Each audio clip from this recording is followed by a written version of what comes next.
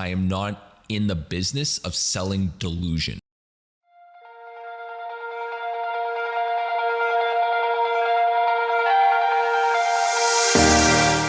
If you're wondering what that last comment was about and what I was referring to in that last scene that you just saw, it basically was referring to a discussion I had about home workouts and how to master them. It was on my podcast. It was actually just posted today, so it was probably posted around noon.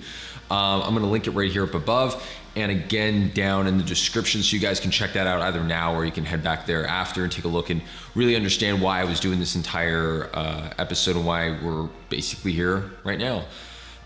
So welcome to another segment of Move Better Mondays, which was filmed on Monday, posted on Tuesday to make sure that it was lined up with the podcast episode I just posted. Now this will be a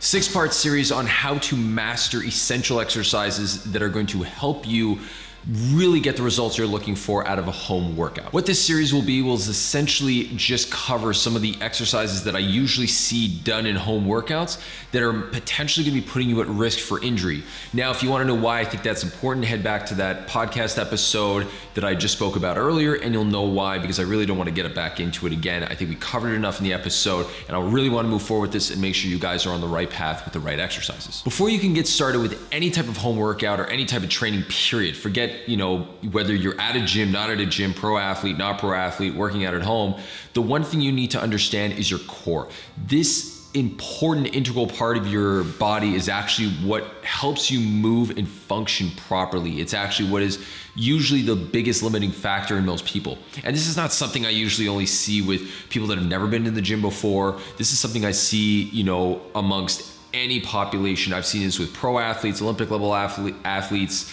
the average gym goer. Honestly, it really comes down to everyone sometimes not understanding their core, and usually that being the biggest roadblock in their progress.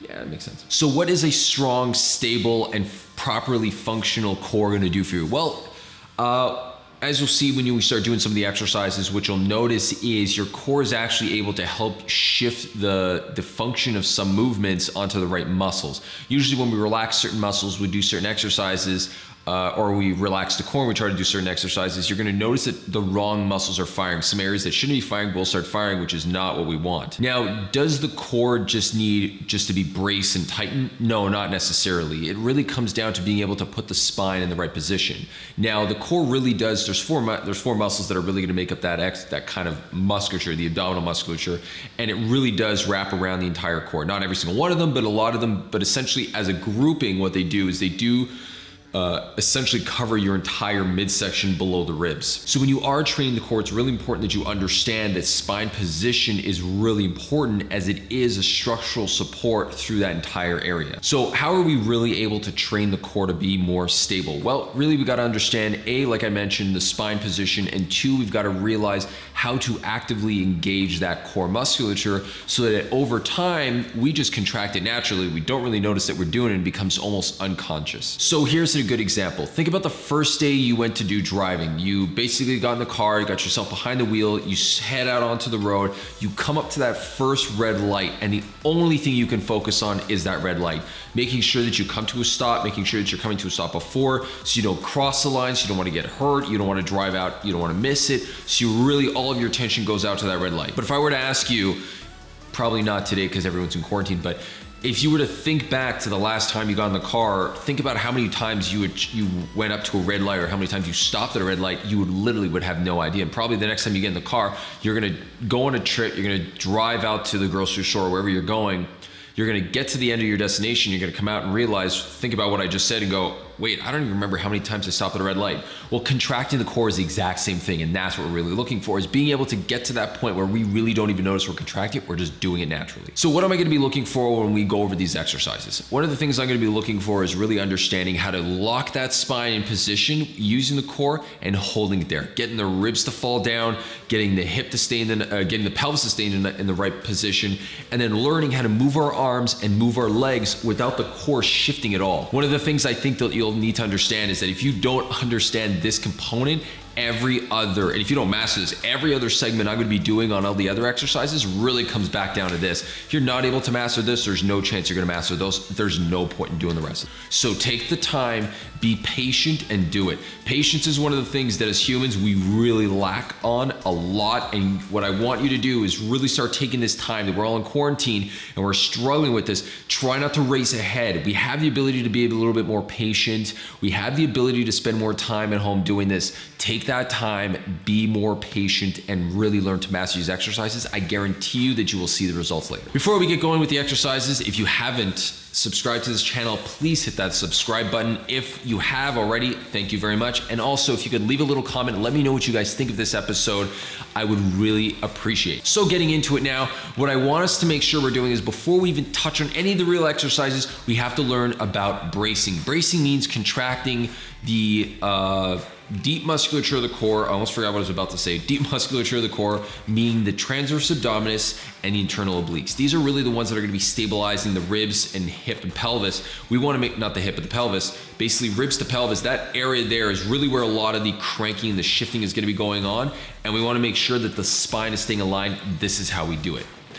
So this is what you will do. You will need to simply just lie on your back, bend your knees gently to relieve a lot of the pressure in your low back. From there, what I want you to do is take your back and try to imagine your hand is behind your back, and I want you to crush it against the ground. If you can get that crushing feeling, that means you're under control of that spine. You're able to bring it down to the ground and bring it back up again. What I want you to do is bring it to the ground, flatten the back as much as you can. Once you flatten the back, release it and go in the complete opposite direction. Bring your low back away from the ground as far as you can without obviously lifting your butt up off the ground, but you're gonna create that excessive arch. Once you've gotten to that point, find the midway point. Once you've found that midway point, that's gonna be where our spine is gonna be in its neutral position. The next thing we're gonna do is find that pelvic bone, the one that's really at the front of your hip, that's the one that's sticking out. When you place your hand against your stomach and you slide out just to the sides, you're gonna notice there's one bone right at the top of your hip that's gonna be kind of jabbing forward. That's where we're gonna be placing our fingers. From there, what we're gonna do is we're gonna slide inwards towards the center just a bit. You're gonna notice you're gonna fall off and drop into your stomach, into your abdominal area. When you're in that area, the next thing you're gonna do is you will cough. Yes, I said cough. I was taught this by a good friend of mine who taught me this trick. Been using it for years. It's never let me down, and I probably will not stop now because it really is the fastest way for me to get people to understand how to control this muscle. What you'll notice when you are coughing is that your core will actually punch your fingers out. That punching of the fingers is actually the bracing effect that you're wanting to look for, that we want in our exercises. So if you can control that bracing, you know you are in the right position, you know you're controlling the muscles properly. So what you're gonna do is cough, and then try to recreate that contraction without coughing. Now, what I want you to do is be able to contract it and hold it. If you can contract it for a split second, but you lose it, it's not really gonna be beneficial because the exercises actually are gonna take a couple more seconds than that. So you're really gonna have to be able to contract it and then brace it. I wanna mention something though. There's a very important difference between really just trying to make yourself bloat and push out the stomach by pushing all the air into the stomach and actually bracing. One looks like it's expanding the entire stomach and especially the anterior portion. So basically where your six pack would be, pushing it all forward. I don't want that. What I want is I want just the outsides to really punch out, and it literally looks like your whole core just goes flat. It braces it hard and it becomes a really rigid structure. What you're gonna wanna do is mess with this one. So what I would tell you to do is actually just lay there right now, contract it, hold it for 10 seconds. If you can hold this contraction for 10 seconds, you know that you're strong enough to be able to handle the exercises that are gonna follow. What I will tell you is that if you are not able to contract for 10 seconds, pause, work on that, and then come back and watch the rest of this clip. The first exercise is a dead bug. This is one of my favorite exercises that I give to all my clients. What I do like about this exercise is that A, our back is on the ground, so we get that feedback from the ground that we really need. And B, what we're really gonna be doing is getting ourselves into a kind of primitive position. Primitive meaning, this is basically what we were doing when we were kids. We're basically with this entire segment is trying to restart that engine. We're hitting reset and we're trying to go back to when we started and learn how to move again and not leave so many of these little movements behind that were so vital to us that we forgot over the years. So this is what a dead bug looks like.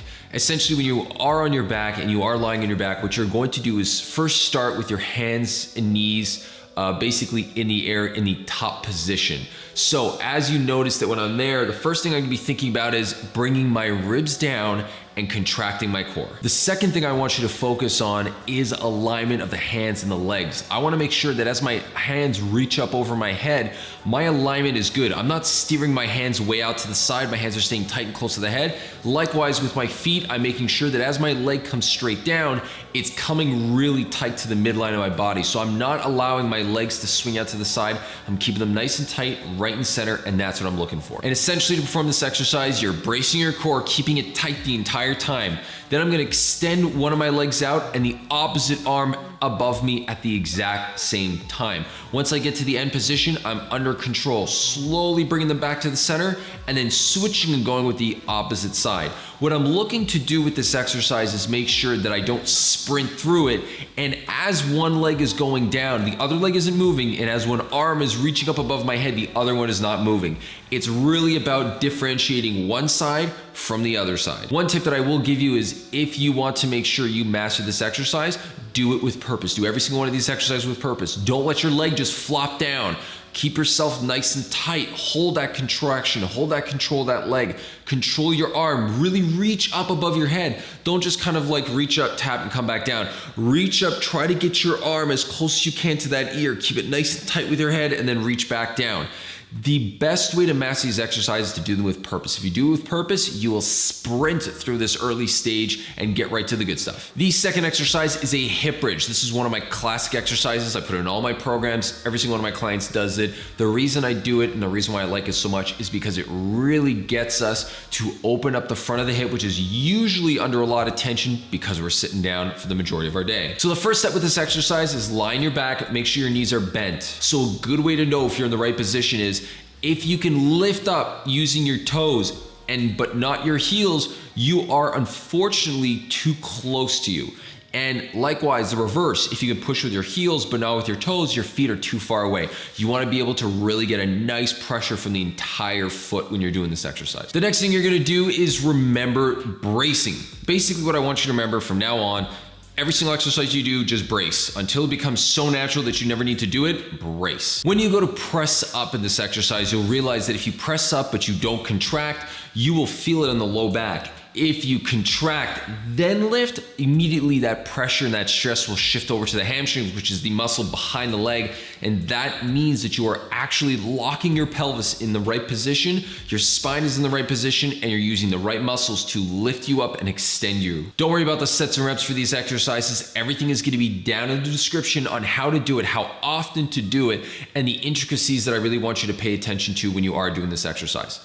What I want you to pay attention to next is that nice straight line. If you notice that as I'm doing it, that I'm getting up to the top, my shoulder to my knee is really one straight line. I'm not overextending and I'm not falling short of it. I'm really getting up to that point where my hip is extended. I'm getting a nice straight line all the way through. And that's gonna come from two things. Number one, really making sure that core stays on so that if my core stays on, my hamstrings are firing. And number two, really focusing on squeezing the butt muscles and making sure that I'm getting that hip to finish right through. All right, so exercise number 3 is a 6 to 4 point plank. I call it the 6 to 4 point plank. It's also called a bear plank. What we're gonna be doing is essentially getting ourselves into a little bit more of a complex and aggressive crawl position. This is a great exercise for really allowing us to challenge the core spine position along with our hip integrity and our shoulder integrity. So we're getting a little bit of everything getting involved there, but it's really good at making sure that our spine is in the right position and we're able to really master not moving and holding it in a nice contracted position for an extended period of time. What I'm looking for is essentially to get the knees right under the hips and the hands right under the shoulders. Once we've done that, the second thing is to get that spine nice and aligned. The second thing you want to pay attention to when we look at the spine is the head. Everyone really just drops the head or holds it up. You want to make sure that you keep that spine aligned, and that means going from right from the tailbone all the way to the head. You want to keep a nice flat line the entire way. And then to execute this exercise, all you will need to do is just lift your knees up off the ground. Remember, you need to contract and brace before we do this. So it's a brace, then a gentle lift of the knee. Once you get your knees up off the ground, you're only gonna raise them about an inch off the ground. We're gonna lock in and hold that position for 30 seconds. If you're able to retain that for 30 seconds, you are well on your way to the next step, which is gonna be working through other exercises in the following subsequent episodes. Subsequent episodes? Yeah, it sounds about right. As I've mentioned before, if you want to master these exercises, you need to be doing them consistently. So go down to the bottom, scroll down to the description, make sure that you, take a look at the sets and reps of these things because it's really important, and B, make sure that you're being consistent with it. The number of days you're gonna be doing this is really important. The more you do it, the more you will likely develop the skills you need. And believe me, these aren't just exercises that I give to the average person. This is also the stuff I give to literally my pro athletes. This is the first thing they do when they come in day one, when they've never met me before. This is the first stuff we start with. It is literally the fastest way for you to go from having no proficiency in these exercises to having real control and real confidence in doing all of these exercises and being able to master the at-home workout. Until that next time, guys, keep mastering these exercises. That is not how I end this show, but it is for today. So I'll see you guys next time.